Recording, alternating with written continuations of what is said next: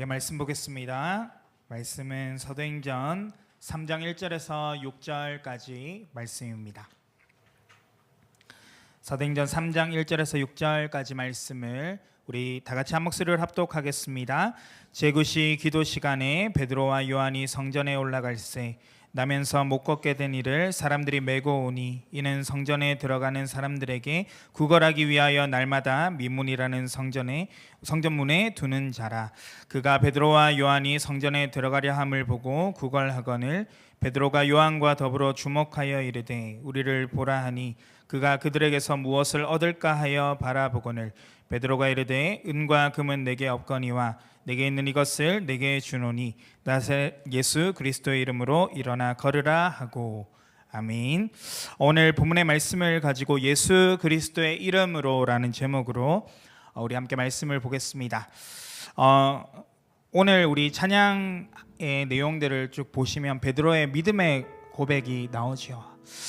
예수님께서 연약한 이 갈릴리 지방에 있는 어부인 한 사람인 베드로에게 찾아가서 제일 처음에 이 그물을 던지면서 베드로에게 이 어부 생활을 하고 있던 베드로에게 나를 따라오너라 내가 사람을 낚는 어부가 되게 하리라 그 말씀을 허락해 주셨어요. 그 말씀이 던져졌을 때 이 베드로는 즉시 그물을 던져두고 예수를 따르니라 라고 말씀하고 있습니다.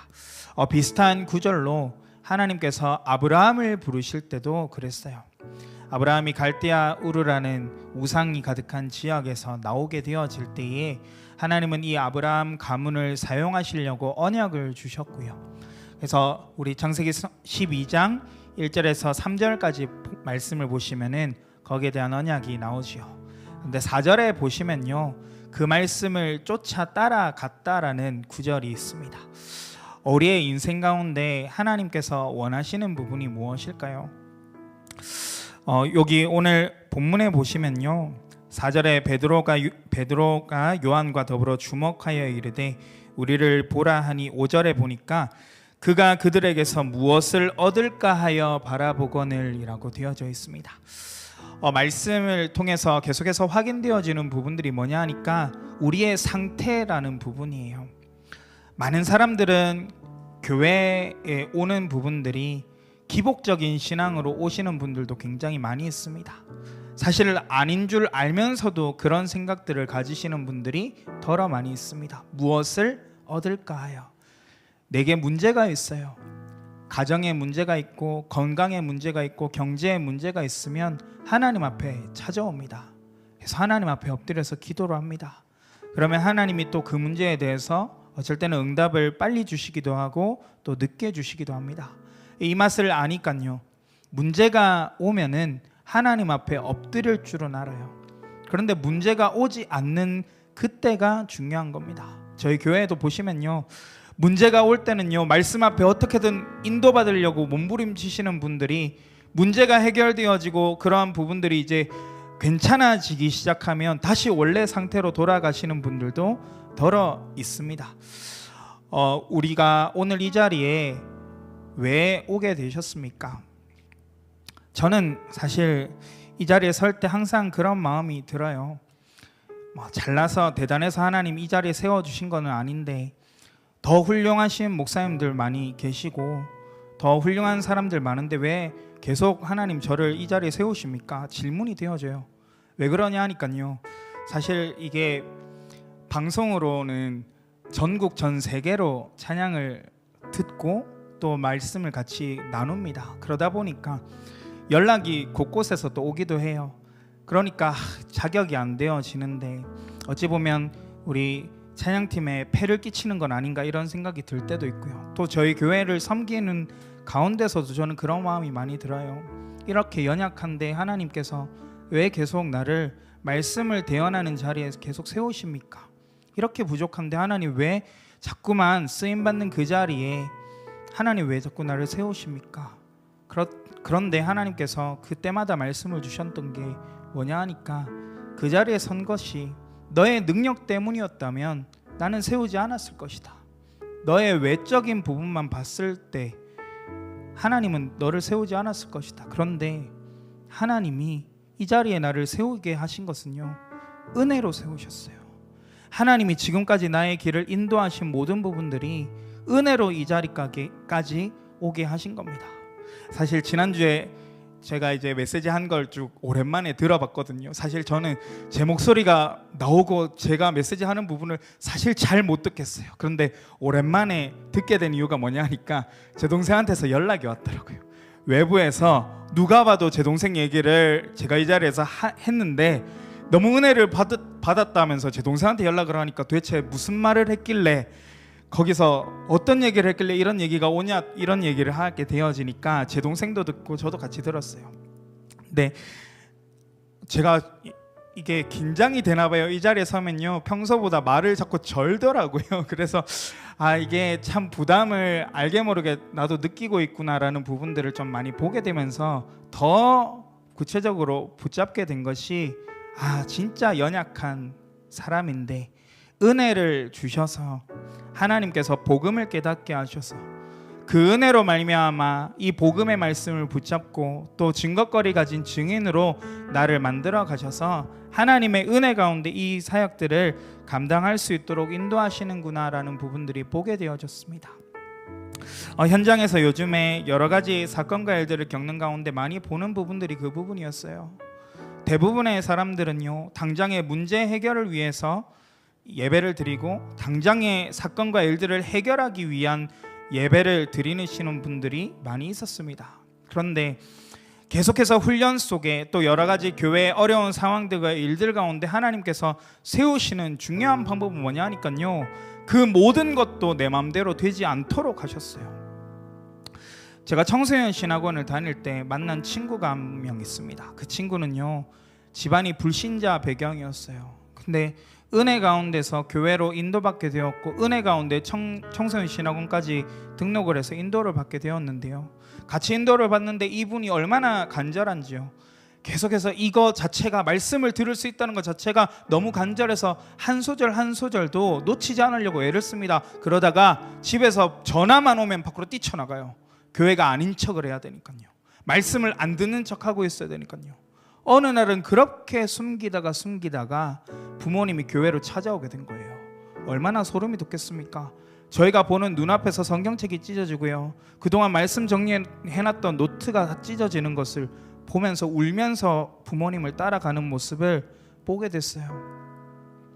제가 그 모습을 보면서 어떤 마음이 들었냐 하니까, 내가 너무 이 말씀을 듣는 예배 자리를 우습게 생각했구나.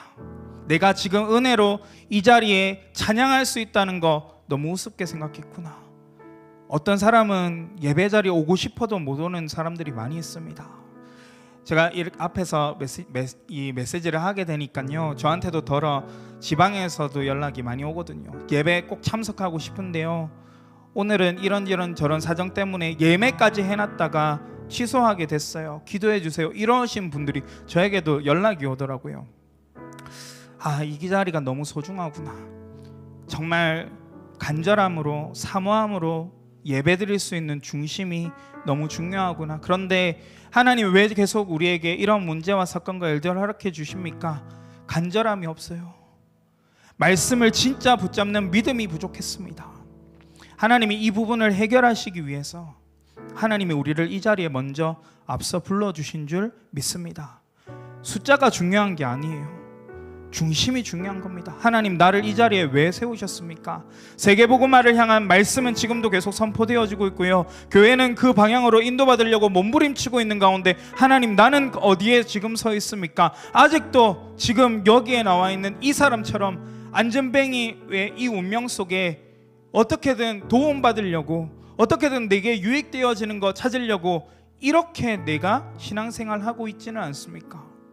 그런데 베드로가 6절에 우리가 너무 잘 아는 말씀이죠. 뭐라고 얘기를 했냐? 은과 금은 내게 없다 그랬어요. 진짜 없어서 이 말을 했을까요? 그렇지는 않다고 봅니다. 그런데 이 사람에게 진짜 중요한 것은 육신적인 도움과 헌신이 아니었다는 것을 직시해서 제대로 바라봤다는 겁니다. 그래서 내게 있는 이것을 너에게 주노니 곧 나사렛 예수 그리스도의 이름으로 일어나 걸어라 말씀했습니다.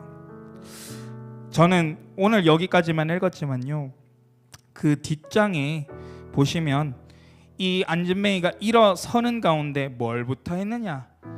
저 같으면요, 나를 일으켜준 베드로에게 감사하고 절하고 어떻게 보면 신과 같이 느꼈을지도 모릅니다. 그런데요, 진짜 말씀이 들어가니까 이 안진뱅이가 했던 행동을 보십시오. 8절에 보시면요, 뛰어서서 걸으며 그들과 함께 성전으로 들어가면서 걷기도 하고 뛰기도 하며 하나님을 찬송하니. 우선순위가 뭐예요?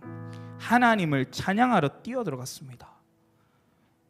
우리가 무엇을 봐야 되겠습니까? 나도 모르게 사역을 하다 보면 저도 이 부분을 늘 간과하거든요. 내가 높아지려고 합니다. 내 경험 전달하다가 내 거 전달하는데 그게 진짜 순수한 그리스도의 복음이 아니라 자꾸만 내 의를 드러내는 사역을 하기 쉽더라고요. 그런데 이 사람에게 필요한 것은요, 내 경험도 중요한 게 아니고 내 의도 중요한 게 아니라 원색적인 그리스도의 복음으로 이 사람 치유되고 회복되고 살려야 되거든요.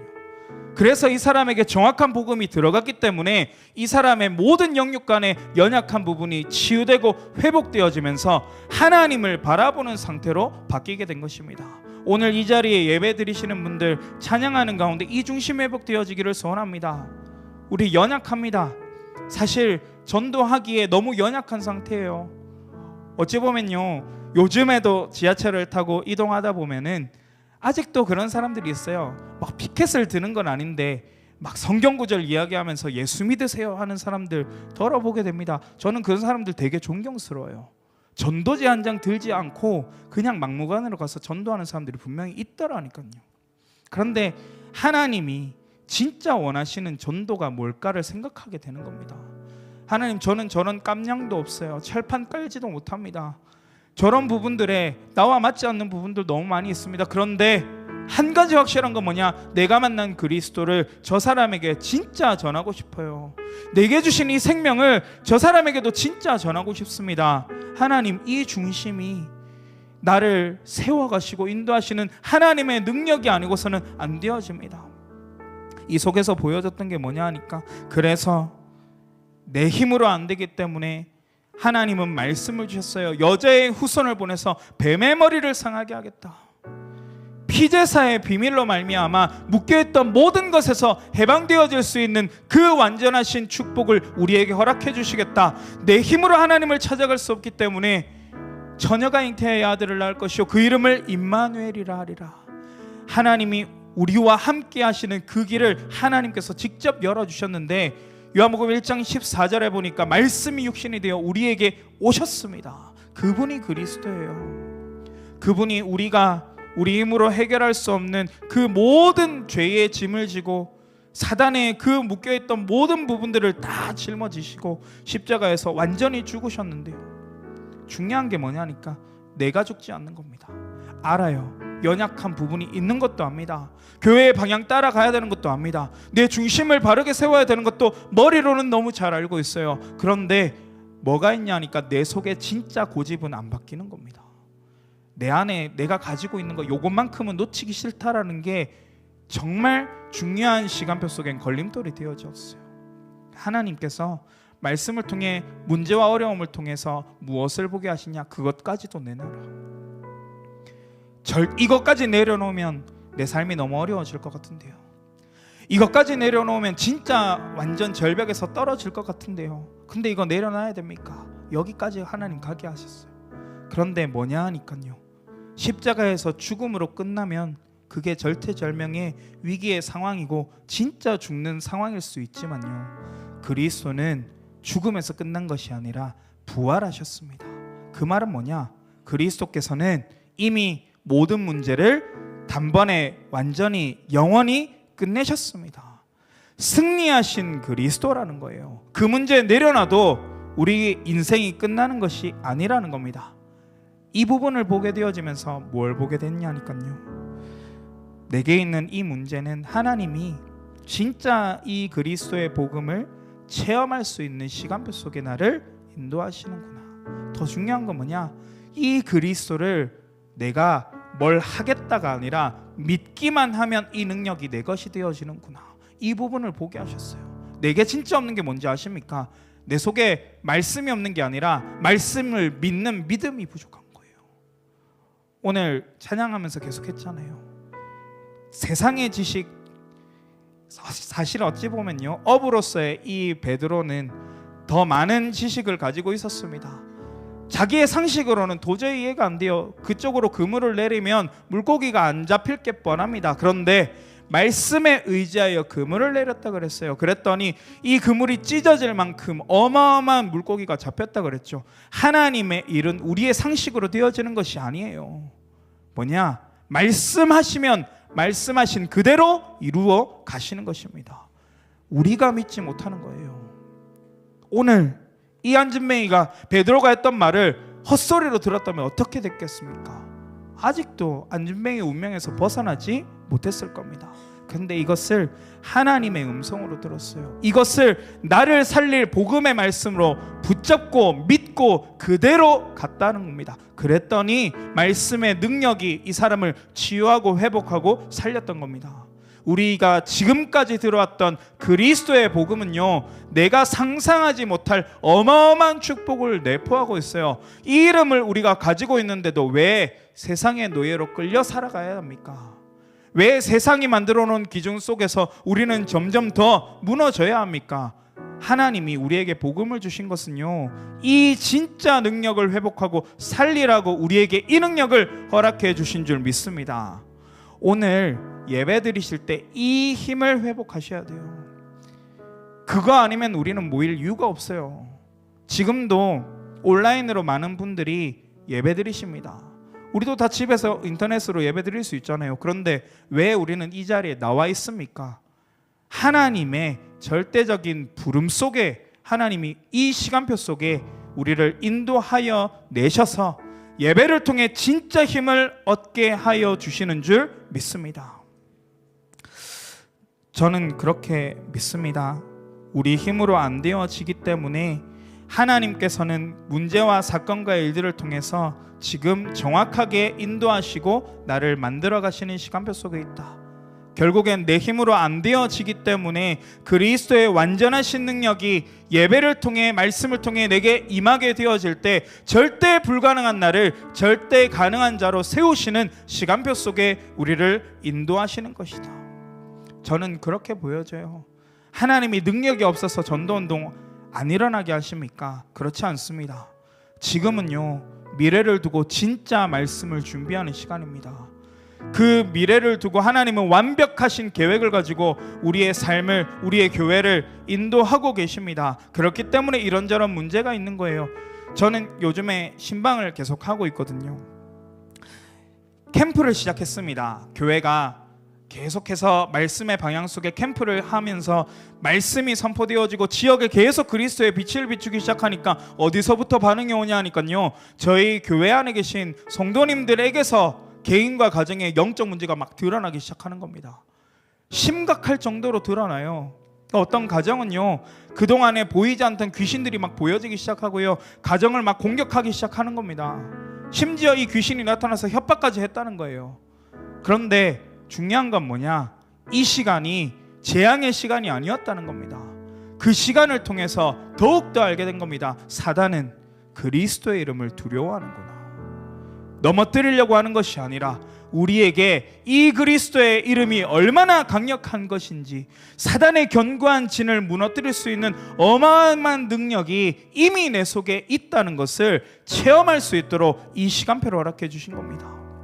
그랬더니요, 연약한 자들이 말씀을 통해서 이 부분을 조금씩 회복하는데 뭐가 보여졌냐? 연약한 사람들이요, 그 집에서 찬양을 드리면 찬양을 못 불러요. 그 집에서 말씀이 선포되어지는 순간에 버르르 떠는 것을 눈앞에서 계속해서 확인합니다. 그러니까 저는 더 담대한 거예요. 저 사단은 예배 드리는 것 제일 싫어하고, 저 사단은 찬양 드릴 때 꺾여지는 역사가 실제로 일어나기 때문에 우리는 그칠 수 없습니다. 그래서 우리는 이런저런 핑계대지 않고, 심지어 공휴일도 우리는 모여서 찬양을 하잖아요. 왜 그렇게 해야 됩니까? 예배만이 살 길이에요. 말씀만이 살 길입니다. 더 중요한 건 이 능력을 믿는 믿음 가운데 들어가게 되어질 때에 하나님의 역사가 우리 개인과 가정에, 우리 업의 현장에 일어나게 될 줄 믿습니다. 이 비밀을 아는 사람들은요, 이런저런 교회 또 단체 소리를 들어도 흔들리지 않아요. 왜요? 원색적인 복음만이 나를 살리고 우리 가정을 살리고 우리 업의 현장을 살릴 길이라는 것을 알기 때문이에요. 진짜 영적인 사실을 깨닫고 진짜로 고통당하는 사람들에게는 오직 그리스도, 이것만이 답이기 때문에 그렇습니다. 하나님께서 우리를 그 자리로 세워주셨어요. 다른 것 붙잡지 마시고요, 딱 한 가지, 오늘 예수 그리스도의 이름으로 일어나 걸어라 그랬습니다. 내 인생이 제대로 전환점의 시간을 맞이하게 되시기를 소원합니다. 그동안 익히 들어 알고 있었던 그리스도의 능력이 이제는 내 모든 영육간의 연약한 부분을 치유하고 살릴 수 있는 능력이 임할 수 있는 말씀의 시간으로, 그리고 그 능력을 통해서 내게 주신 생명을 다른 사람에게도 전달하여 살릴 수 있는 그 능력의 힘을 오늘 이 시간 공급받게 되시기를 소원합니다. 찬양의 고백 속에서요, 이 찬양은 곡조 있는 기도라고 하잖아요. 말씀을 붙잡는 믿음 가운데 실제로 이 사실을 믿고 찬양하게 되어지면 이 자리에서 우리는 찬양하고 있지만 현장에는요, 보좌의 능력이 임하게 되어 있어요. 가지도 않고 살아나는 역사가 임하게 되어 있습니다. 이것을 뭐라고 하느냐? 하나님의 나라가 임했다라는 겁니다. 그 일들을 통해서 만나는 모든 사람들이 나 때문에 살아나게 될 줄 믿습니다. 다른 것 말고 오직 예수, 그 이름의 증인되게 되시기를 소원합니다. 오늘 이 시간 계속 선포할 겁니다. 찬양하면서 계속해서 믿음 고백하실 겁니다.